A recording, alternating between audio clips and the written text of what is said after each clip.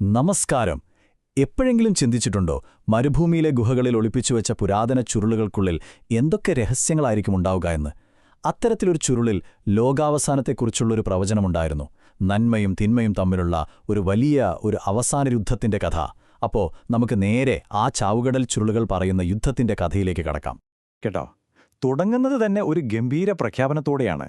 ചരിത്രത്തിലെ ഏറ്റവും വലിയൊരു പോരാട്ടത്തിന് ഇവിടെ കളം ഒരുങ്ങുകയാണ്. ഒരു വശത്ത് പ്രകാശത്തിന്റെ മക്കൾ, മറുവശത്ത് അന്ധകാരത്തിന്റെ മക്കൾ. ഇത് വെറുമൊരു സാധാരണ യുദ്ധമല്ലെന്ന് ഈ തുടക്കത്തിൽ നിന്ന് തന്നെ നമുക്ക് വ്യക്തമാണ്. ഏതൊരു കഥയിലും ഒരു വില്ലൻ വേണമല്ലോ, അല്ലേ? ഈ പ്രവചനത്തിലും ഒരു വില്ലനുണ്ട്, ഒരു സൈന്യം തന്നെയുണ്ട്. അപ്പോ നമുക്കാദ്യം ഈ തിന്മയുടെ ശക്തികളെ ഒന്ന് പരിചയപ്പെടാം. ചുരുളുകൾ അവരെ വിളിക്കുന്നത് അന്ധകാരത്തിന്റെ പുത്രന്മാർ എന്നാണ്. ഈ അന്ധകാരത്തിന്റെ സൈന്യത്തിന് ഒരു തലവനുണ്ട്, ഒരു നേതാവ്. പേര് ബെലിയാൽ. ചുരുളുകൾ പറയുന്നതനുസരിച്ച് ബെലിയാൽ എന്നു പറഞ്ഞാൽ ദുഷ്ടതയുടെ ഒരു പ്രതീകമാണ്. ദൈവത്തിന്റെ നിയമങ്ങളെയെല്ലാം വെല്ലുവിളിച്ച് മനുഷ്യരെ വഴിതെറ്റിക്കുന്ന അന്ധകാരത്തിന്റെ അധിപൻ. തീർച്ചയായും ബെലിയാൽ ഒറ്റയ്ക്കല്ല വരുന്നത്. കൂടൊരു വലിയ സൈന്യമുണ്ട്. ഇസ്രായേലിന്റെ പഴയ ശത്രുക്കളായ ഏദോം, മോവാബ്, അമ്മോൻ തുടങ്ങിയ ഒരുപാട് ജനതകൾ ഈ സൈന്യത്തിലുണ്ട്. അതുമാത്രമല്ല, കിത്തീം എന്നൊരു നിഗൂഢ വിഭാഗവും. ദൈവവുമായുള്ള ഉടമ്പടി തെറ്റിച്ച എല്ലാവരും ഈ അന്ധകാരത്തിന്റെ പക്ഷത്താണ് അണിനിരക്കുന്നത്. ഈ സൈന്യത്തിൽ ഏറ്റവും കൂടുതൽ പേടിക്കേണ്ട ഒരു വിഭാഗമാണ് ഈ പറഞ്ഞ കിത്തീം. കടൽ കടന്നു വരുന്ന യുദ്ധത്തിൽ ഭയങ്കര കഴിവുകളുള്ള ഒരു ജനതയായിട്ടാണ് ചുരുളുകൾ ഇവരെപ്പറ്റി പറയുന്നത്. ഇവരുടെ വരവ് ഈ അന്ധകാരത്തിന്റെ സൈന്യത്തിന് വലിയൊരു ശക്തിയാണ് നൽകുന്നത്.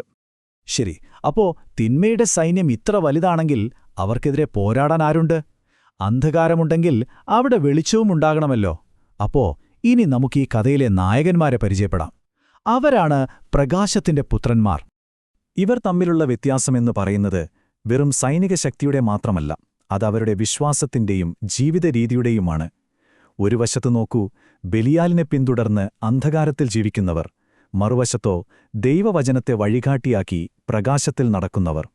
അതായത്, ഇത് രണ്ട് സൈന്യങ്ങൾ തമ്മിലുള്ള യുദ്ധമെന്നതിലുപരി രണ്ട് ആശയങ്ങൾ തമ്മിലുള്ള ഒരു വലിയ പോരാട്ടമാണ്. എന്നാൽ ഈ പോരാട്ടം മുഴുവനായും മനുഷ്യരുടെ കയ്യിലല്ല. പ്രവചനത്തിലെ ഏറ്റവും നിർണായകമായൊരു ട്വിസ്റ്റ് വരുന്നത് ഇവിടെയാണ്. കാരണം ഈ യുദ്ധത്തിൽ സ്വർഗം തന്നെ നേരിട്ടിടപെടാൻ പോവുകയാണ്. അപ്പോൾ സ്വാഭാവികമായും നമ്മൾ ചിന്തിക്കും, അല്ലേ, ഇത്രയും വലിയൊരു തിന്മയുടെ സൈന്യത്തെ നേരിടാൻ പ്രകാശപുത്രന്മാർക്ക് എങ്ങനെയാണ് കഴിയുക? അവരുടെ വിജയത്തിന്റെ രഹസ്യം എന്തായിരിക്കും? അതിന്റെ ഉത്തരം ഒരു സൈന്യത്തിലോ അല്ലെങ്കിൽ ആയുധങ്ങളിലോ ഒന്നുമല്ല ഒളിഞ്ഞിരിക്കുന്നത്.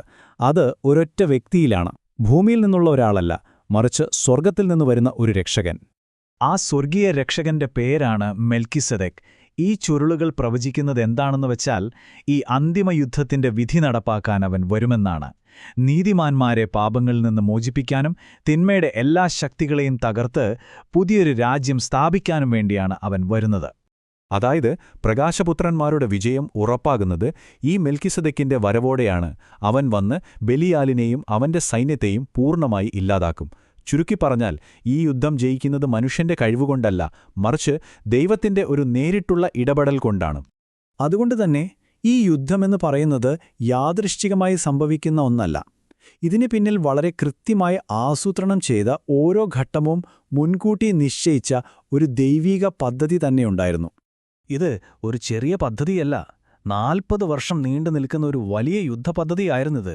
ഇതിലെ ഓരോ ഘട്ടവും വളരെ കൃത്യമായി നിർവചിച്ചിട്ടുണ്ട്. ഉദാഹരണത്തിന്, എപ്പോഴാണ് പുരോഹിതന്മാർ കാഹളം ഊതേണ്ടതെന്നും അപ്പോൾ എന്ത് ദൈവികമായ ഇടപെടലുകൾ ഉണ്ടാകുമെന്നും വരെ ഈ ചുരുളുകളിൽ പറയുന്നുണ്ട്.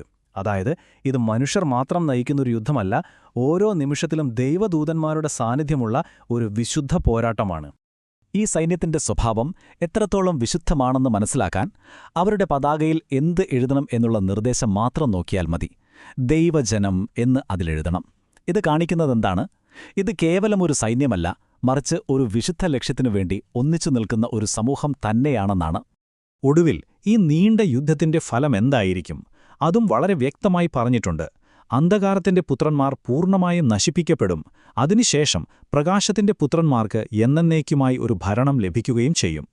അപ്പോ ആയിരക്കണക്കിന് വർഷങ്ങൾക്ക് മുൻപ് എഴുതപ്പെട്ട ഈ പ്രവചനം വായിക്കുമ്പോൾ ഇന്നും പ്രസക്തമായൊരു ചോദ്യം നമ്മുടെ മനസ്സിലേക്ക് വരും.